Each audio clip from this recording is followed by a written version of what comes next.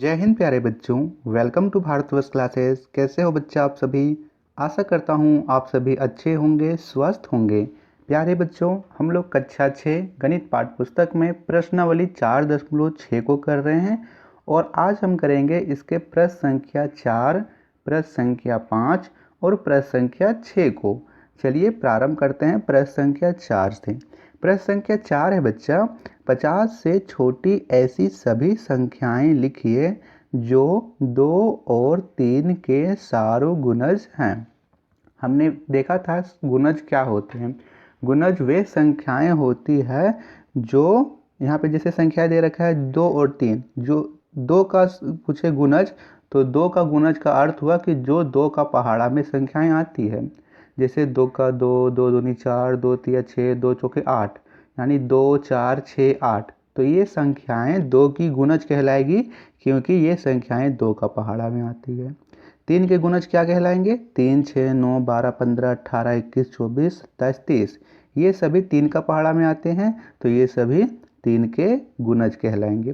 ठीक है, तो हमें प्रश्न है कि 50 से छोटी संख्याएं लिखनी है जो 2 का पहाड़ा में भी आए, 3 का पहाड़ा में भी आए। तो हम 2 का यहाँ लिख लेते हैं 2 और 2 का पहाड़ा लिख लेते हैं यहाँ 50 तक, यानी 50 से कम। तो ऐसे लिख लेंगे 2 4 6 8 10 12 14 16 18 20 22 24 26 28 30 32 34 36 38 40 42 44 46 और 48।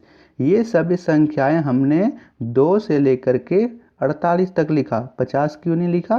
क्योंकि 50 से छोटी पूछ रखा है। ये सभी संख्याएं 2 का गुणज हैं। ठीक है, अर्थात ये सभी संख्याएं 2 से विभाजित हो जाती है। तो 2 के गुणज हमने लिख लिया। अब हमें 3 के भी गुणज लिखने हैं। तो चलिए 3 के गुणज लिखते हैं। इसे थोड़ा सा ऊपर कर लेते हैं ताकि हमारा जगह बच जाए। तो यहाँ हम लिखेंगे अब 3 के गुणज। तो 3 के गुणज लिखेंगे बच्चा। 3 के गुणज क्या होते हैं? वे संख्याएं जो 3 से विभाजित होती है। तो लिखेंगे 3 6 9 12 15 18 21 24 27 30 33 36 39 42 45 और 48। ये हमने लिख लिया 3 के गुणज। ये सभी संख्याएं 3 से पूरी तरह से विभाजित हो जाएंगी। अब हमें पूछ रखा है कि 2 और 3 के सार्वगुणज। सार्वगुणज का अर्थ क्या हुआ कि वे संख्याएं जो 2 का भी गुणज हैं और वे संख्याएं जो 3 का गुणज हैं और दोनों में आ रही है। जैसे मैं बात करूं यहाँ पे 6, तो 6 3 का भी गुणज है और 6 2 का भी गुणज है, अर्थात 6 2 और 3 का सार्वगुणज है। इसी प्रकार हम बात करते हैं 6 के बाद हम 12, 12 इसमें भी आ रहा है, 2 में भी, 12 इसमें भी आ रहा है। फिर आगे चले तो 18, 18 3 का भी गुणज है और 2 का भी गुणज है। फिर यहाँ पे आगे चले तो 24 3 का भी है, 2 का भी है। फिर यहाँ 37, 30 इसमें भी है, इसमें भी है। फिर यहाँ 36 दोनों में है। फिर यहाँ पे है 42 दोनों में, 48। तो यहाँ पे लिखेंगे बच्चा 2 और 3 का सार्वगुणज। एक एक करके लिखेंगे। पहले 6 दोनों में आ रहा है, 12 दोनों में आ रहा है, 18 24 30 36 42 48।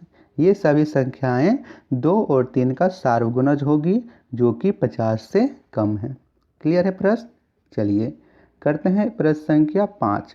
पांचवा प्रश्न है, निम्नलिखित में से कौन सी संख्याएं सहअभाज्य हैं?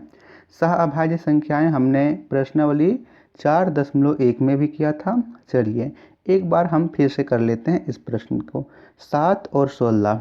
सबसे पहले सहअभाज्य संख्याओं के लिए हमें क्या चाहिए? सहअभाज्य संख्याएं वैसी संख्याओं को बोलते हैं बच्चा जिसके गुणनखंड, जिन दो संख्याओं के गुणनखंड में एक के अलावा कोई भी उभयनिष्ठ गुणनखंड नहीं होता।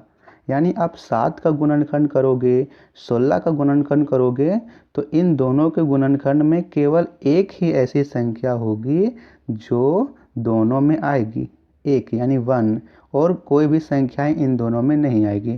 तो यहाँ पे है 7 और 16। 7 का गुणनखंड क्या होगा? 7 किसका किससे विभाजित होता है? 7 1 का पहाड़ा में आता है और 7 का पहाड़ा में, यानी 1 और 7 से आता है। 16 किसका पहाड़ा में आता है? 16 1 का पहाड़ा में, 2 का पहाड़ा में, 4 का पहाड़ा में, 8 का पहाड़ा में, 16 का पहाड़ा में, और यहाँ पे 1 का पहाड़ा में आ गया। तो इन दोनों में केवल एक ही ऐसी संख्या है जो दोनों में आ रही है, अर्थात ये दोनों संख्याएं क्या होगी, सहअभाज्य संख्या होगी। लिखेंगे इसमें कि 7 और 16 सहअभाज्य संख्याएं हैं क्योंकि इनका उभयनिष्ठ गुणनखंड केवल एक है। क्लियर है, ये आपको लिख लेना है, आपको ये बात लिख लेना है क्योंकि इसका उभयनिष्ठ गुणनखंड केवल एक है, इसीलिए ये दोनों संख्याएं सहअभाज्य संख्याएं हैं। 17 और 68, 17 और 68 को आप देखोगे तो 17 का पहाड़ा में 68 आता है, 17 चौक 68, यानी ये इन दोनों का उभयनिष्ठ गुणनखंड एक होगा।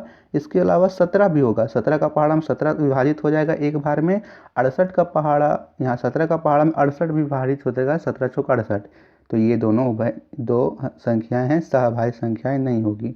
लिखेंगे 17 और 68 सहअभाज्य संख्याएं नहीं हैं क्योंकि इनका उभयनिष्ठ गुणनखंड एक के अलावा 17 भी है। ये आपको लिख लेना है बच्चा। प्रश्न संख्या 2 में आप लिख लीजिए। करते हैं प्रश्न संख्या इसी का 3। तो तीसरा प्रश्न यहाँ पे है 15 और 37।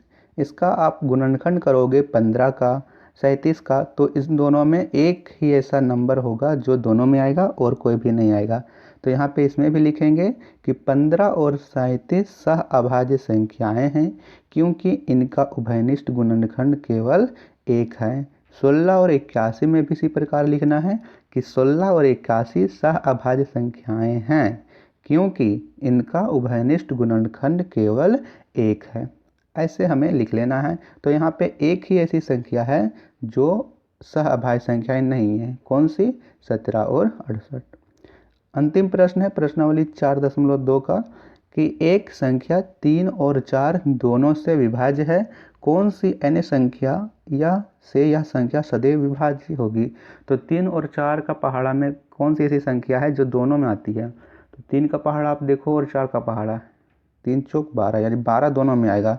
और 12 एक ऐसी संख्या है जो बहुत सारी संख्याओं से विभाजित होती है, यानी 3 और 4 के अलावे भी कई संख्याओं से विभाजित होती है। 2 से भी विभाजित होगी, 6 से भी विभाजित होगी, 12 से भी विभाजित होगी। इसके अलावा कोई भी ऐसी संख्या नहीं है जो अन्य संख्या से सदैव विभाजित होगी। ठीक है, तो चलिए ये थे प्रश्नावली 4.2। आशा करता हूँ कि आप सभी को समझ में आया होगा। आपको किसी भी प्रश्न में डाउट है, प्रश्न संख्या 1 से लेकर प्रश्न संख्या 6 के बीच किसी भी प्रश्न में डाउट हो तो आप कमेंट कर दीजिएगा। और हाँ बच्चा, वीडियो पसंद आई तो वीडियो को लाइक कीजिएगा। भारतवर्ष क्लासेस पर आप नए हो तो सब्सक्राइब जरूर कीजिएगा। और मुझे विश्वास है कि जितने भी बच्चे देखते हैं आप लोगों को कंटेंट अच्छा लगता है तो आप लोग सब्सक्राइब जरूर करेंगे, वीडियो को लाइक भी जरूर करेंगे। धन्यवाद बच्चा। हम लोग नेक्स्ट वीडियो में करेंगे प्रश्नावली 4.3, उसमें हम लोग करेंगे महत्तम समअपवर्तक यानी HCF क्या होता है। चलिए, बहुत बहुत धन्यवाद।